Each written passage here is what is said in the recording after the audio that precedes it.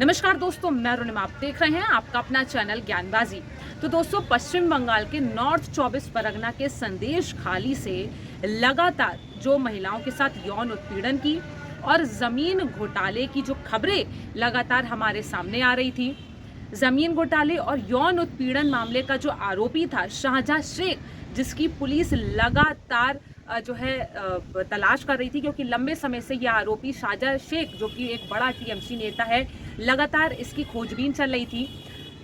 आज एक लंबी जांच के बाद, एक लंबी जांच पड़ताल के बाद संदेश खाली की उन तमाम महिलाओं को आज न्याय मिल गया है।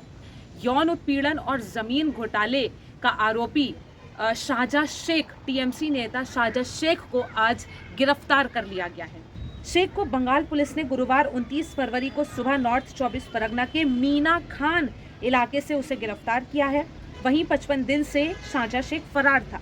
पुलिस ने उसे बशीरहाट कोर्ट में पेश किया, जहां से उसे 10 दिन की पुलिस रिमांड पर भेज दिया गया है। कोलकाता पुलिस ने जांच सीआईडी को सौंप दी है।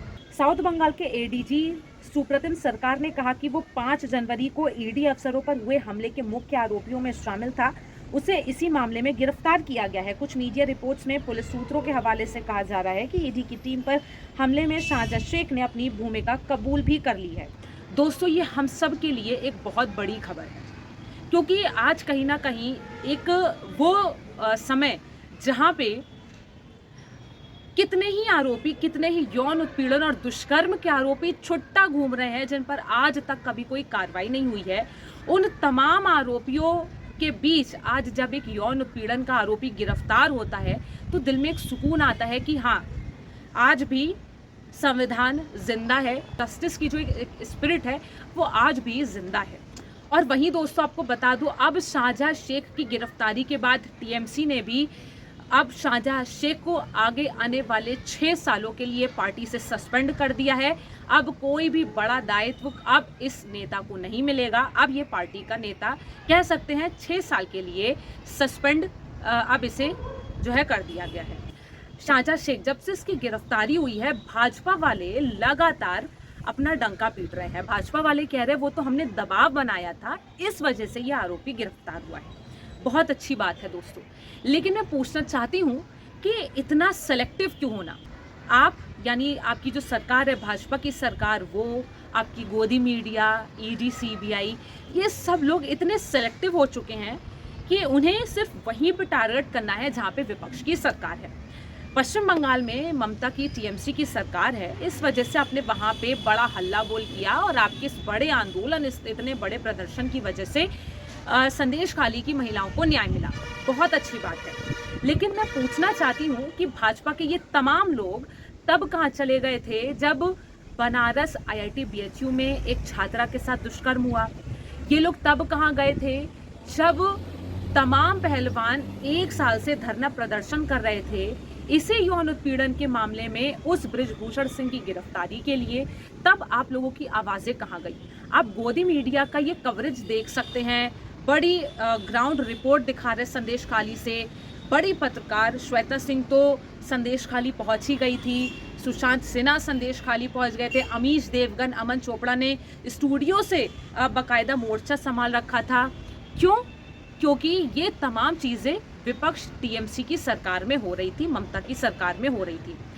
क्योंकि ये तमाम जो यौन उत्पीड़न था वो विपक्ष की सरकारों में हो रहा था, इसलिए वहाँ पे महिलाओं की इज्जत इनको बहुत बड़ी दिखाई दे रही है। महिलाओं के साथ यौन उत्पीड़न इन्हें आज बहुत गंभीर दिख रहा है। लेकिन मैं पूछना चाहती हूँ, क्या वो जो महिला पहलवान थी उनकी इज्जत क्या संदेश खाली की महिलाओं की इज्जत से क्या कम थी?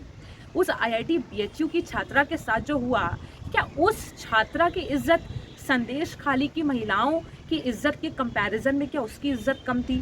दोस्तों, इतना सेलेक्टिव नेचर क्यों? अब दोस्तों, यहाँ पे सोचने वाली बात एक ये भी है कि आज जब संदेश खाली में यौन उत्पीड़न का इतना बड़ा मामला सामने आया और टीएमसी का जो नेता था, आरोपी था शाहजहां शेख, उसे गिरफ्तार भी कर लिया गया और ऊपर से पार्टी ने 6 साल के लिए शाहजहां शेख को सस्पेंड भी कर दिया। यहाँ पे आप अंतर देखिए कि अगर टीएमसी के नेता पर यौन उत्पीड़न और ज़मीन घोटाले के आरोप लगे हैं तो कम से कम पार्टी ने उसे सस्पेंड तो किया? कम से कम पार्टी ने तीखा रवैया अपनाते हुए उस आरोपी नेता पर कुछ एक्शन तो लिया, उसे 6 साल के लिए सस्पेंड तो किया। लेकिन मैं पूछना चाहती हूँ कि क्या प्रधानमंत्री नरेंद्र मोदी ने, क्या अमित शाह ने बृजभूषण सिंह को अपनी पार्टी से सस्पेंड किया? क्या अमित शाह ने, नरेंद्र मोदी ने बृजभूषण शरण सिंह को लेकर कोई तीखा रवैया अपनाया? इधर कम से कम टीएमसी ने इस आरोपी नेता शाहजहां शेख को सस्पेंड तो कर दिया। आपकी पार्टी में तो उल्टा बृजभूषण सिंह को बकायदा संरक्षण दिया गया। आपको ये डर लग रहा था कि कहीं आपके हाथ से यूपी की कुछ सीटें ना चली जाएं। आपने चंद सीटों के लालच में एक यौन उत्पीड़न दुष्कर्म के आरोपी को पनाह दे रखी है। आपने एक हत्यारे को पनाह दे रखी है, जिसने खुद ऑन टीवी ऑन स्क्रीन ये कबूल किया है कि हाँ, मैंने एक ही हत्या की है। टीएमसी ने कम से कम अपने ही आरोपी नेता को सस्पेंड करने का दम तो दिखाया, लेकिन बीजेपी ने आज तक बृजभूषण सिंह पर ना एक शब्द बोला, ना कोई एक्शन लिया। उल्टा बकायदा पूरा का पूरा संरक्षण प्राप्त है। मजाल है कोई गोदी मीडिया बृजभूषण सिंह से सवाल पूछ ले, लेकिन वो शाहजहां शेख को लेकर काफ़ी आक्रामक है। पुलिस, ईडी, सीबीआई का तो दोहरा चरित्र दिखाई दे रहा है, लेकिन समझने वाली बात यह है कि बीजेपी ने बृजभूषण शरण सिंह को सस्पेंड क्यों नहीं किया अपनी पार्टी से।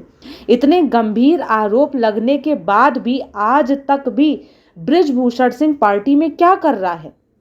यही मैं पूछना चाहती हूँ। भाजपा की सरकार ने बड़ा जो है एक बड़ा आक्रामक चेहरा दिखाया, संदेश खाली को लेके महिलाओं को न्याय दिलाया और आज शाहजहां शेख को गिरफ्तार कर लिया। बहुत अच्छी बात है। मैं पूछना चाहती हूँ कि आज वो शाहजहां शेख तो गिरफ्तार हो गया है, बाकायदा पुलिस की गिरफ्त में है, बाकायदा जांच चल रही है, लेकिन आपकी सरकारों में आज भी बृजभूषण शरण सिंह छुट्टा घूम रहा है। ये डिस्क्रिमिनेशन क्यों, ये भेदभाव क्यों? आज अगर ममता की सरकार में, टीएमसी की सरकार में, पश्चिम बंगाल में ऐसा कुछ हुआ है तो दोस्तों उस आरोपी को बकायदा गिरफ्तार करके एटलीस्ट उस पर जांच बैठी है, उसे गिरफ्तार तो किया गया है। आपकी सरकार में तो बृजभूषण शरण सिंह पर पॉस्को एक्ट के अंतर्गत उस पर केस दर्ज था, तब वो बाहर है। आज तक उस पर कभी कोई कार्रवाई नहीं बैठी, उसे लेकर कभी कोई इतना सीरियस डिबेट, इतने बड़े बड़े प्रोग्राम क्यों नहीं हुए? ये गोदी मीडिया इतना सेलेक्टिव क्यों है? अब क्या महिलाओं की इज्जत भी तोल कर देखी जाएगी कि किसकी इज्जत कम, किसकी इज्जत ज़्यादा?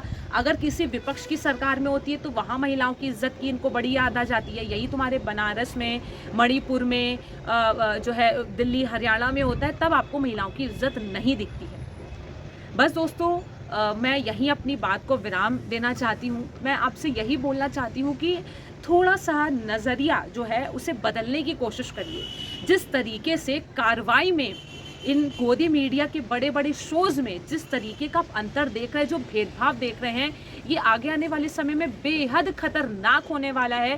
क्योंकि आज न्याय भी पार्टी देखकर, सरकार देखकर, राज्य देखकर किया जाता है कि अगर राज्य में भाजपा की सरकार है तो उस राज्य में किसी भी तरीके की कोई भी कार्रवाई नहीं बैठेगी। जिस राज्य में विपक्ष की सरकार है, यही अभी कांग्रेस है, टीएमसी है, तो आपको महिलाओं की बड़ा जल्दी याद आ गई है।